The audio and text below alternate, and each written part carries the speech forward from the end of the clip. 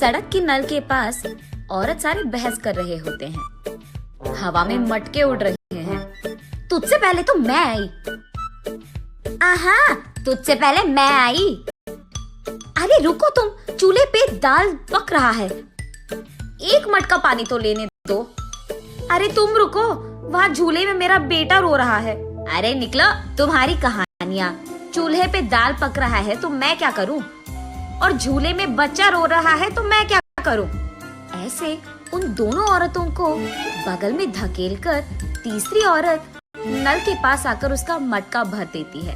इतने में वही बगल में आमने सामने घरों में रहने वाले मंदाकिनी और मंगतायरू उनके अपने अपने मटके लेकर वहाँ आते हैं। एक दूसरे को देखते ही वो दोनों गुस्से से लाल हो जाते हैं। मंगतायरू और मंदाकिनी दोनों सास बहू हैं और दोनों एक ही घर में रहते थे। मंदाकिनी मंगतायरू से बहुत लड़कर उसके पति को मनाकर अपनी सास के घर से बाहर आ जाती है। दोनों का अतीत उनके सामने आता है। एक मटका पानी लाने के लिए इतना नाटक करती थी, जब भी कुछ काम बोलूं यहाँ दुख रहा है वहाँ दुख रहा है कहती थी। और अब देखो, मेम साहब सुबह ही उठकर मटका में पानी भरने नल के पास आ रही है। सुबह उठते ही सारे पकवान को भैंस की तरह खाती रहती है, चीजों को यहाँ से वहाँ तक नहीं लगाती है। लेकिन अब देखो, भैंस चल के आ रही है मटके पानी के लिए।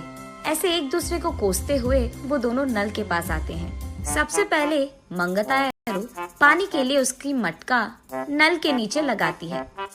लो, आ गई भैंस। आते ही अपना मटका लगा दिया इसने नल के नीचे, जैसे इसका बाप का जागिर हो।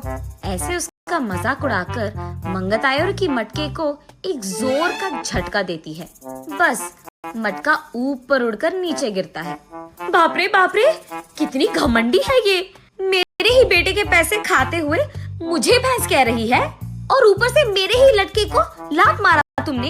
ऐसे कहते हुए मंदाकिनी की मटके को भी जोर का झटका देती है मंगतायरू। मैं तुम्हारे बेटे के पैसे नहीं खा रही हूँ, तुम ही मेरे पति के पैसे खा रहे हो। मेरे सारे बनाए हुए पकवान को सुबह से रात तक खाती रहती है तो भैंस की तरह ही दिखेगी ना। भैंस कहीं की मेरे ही मटके को लात मारती है। कितनी घमंडी है तू। मटके को ही नहीं, अगर मेरी सक्की ना, तेरे को भी मारूंगी, समझी? हाँ, जरूर मारेगी। इतनी घमंडी जो है। मेरे बेटे को मुझसे दूर कर दिया तूने, मेरे घर से उसको निकाल दिया तूने, और अब मेरे ही घर के सामने रह रही है। सिर्फ तेरे बेटे को ही नहीं, तुझे भी तेरे घर से निकाल दूंगी, समझी? मुझसे पंगा लेगी ना, ऐसे ही होगा।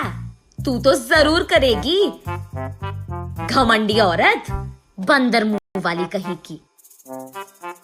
तुझे देखकर ऐसा लगता है कि भैंस को कपड़े पहनाए हैं, और तू मुझे बंदर कह रही है। भैंस कहीं की मुझे भैंस कह रही है, मुझे बंदर कह रही है। ऐसे वो दोनों एक दूसरे से लड़ते हुए एक दूसरे के बाल पकड़कर लड़ते लड़ते नल के बगल में मौजूद कीचड़ में गिर जाते हैं। ये सब दूर से देख रहे बाप बेटे दोनों एक दूसरे को देख हंस पड़ते हैं। मंदाकिनी घर में सारा काम करते हुए रहती थी। उसे देख मंगतायरू, क्यों बहू, लगता है कि नल में ना पानी खत्म हो जाएगा, जाकर दो मटके ले आ बेटी। ऐसे ऑर्डर देती थी मंगतायरू। मंदाकिनी के हाथों बनाए सारे पकवान खाते हुए वो हमेशा शिकायत करती थी कि इसमें नमक कम है और इसमें मिर्ची ज्यादा है, ये तो बहुत तीखा हो गया, ये तो बहुत मीठा है। उसके शिकायत सुनने के 2 दिन बाद तक मंदाकिनी रसोई घर का मुंह भी नहीं देखती थी, रूठ कर अपना मुंह लटकाती थी।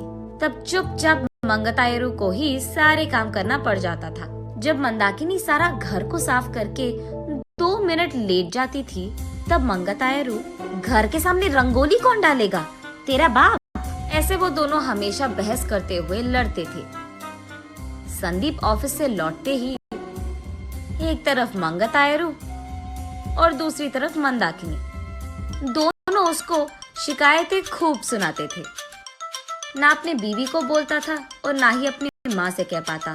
अपने आप में बहुत निराश हो जाता था संदीप। बहुत दिन देखने के बाद अब उसके पास ताकत नहीं था। वो एक दिन अपने पिता के पास जाकर ऐसे कहता है, पापा, मैं घर से अलग होने की सोच रहा हूँ। आपकी बहू भी मुझे हर रोज इसी बात के बारे में सताती रहती है। हाँ तो तुम सच में अलग हो जाओगे बेटा? तुम्हें क्या लगता है अलग रहने से इन दोनों में ममता जाग उठेगी? ममता और प्यार भले ही बाहर ना आए, लेकिन इन दोनों को इतना तो समझ आएगा कि एक दूसरे के बिना अपने अपने घरों में अकेले रहते हुए सारे काम अकेले करते हुए कितना मुश्किल है। अब दोनों को समझ में आना है ना पापा कि अलग रहना कितना मुश्किल है। ऐसे कहता है। हाँ ठीक है, तुम्हारी मर्जी, लेकिन अभी के अभी कहाँ जाओगे बेटा? मैं कहाँ जाऊंगा, हमारे घर के एकदम सामने जो घर है उसमें किराए पे रहूंगा। ऐसे बाप बेटे दोनों ऐसी योजना बनाते हैं जिनसे सास बहू अनजान है। इन दोनों को सबक सिखाना तो छोड़ो, एकदम पागलों की तरह लड़ रहे हैं ये दोनों। ऐसे कीचड़ में गिरे सास बहू को देख उनके चारों ओर मौजूद सारे गांव वाले जोर जोर से हंसते रहते हैं। अब इन दोनों इसके बाद क्या करेंगे ये हम अगली वीडियो में जानेंगे।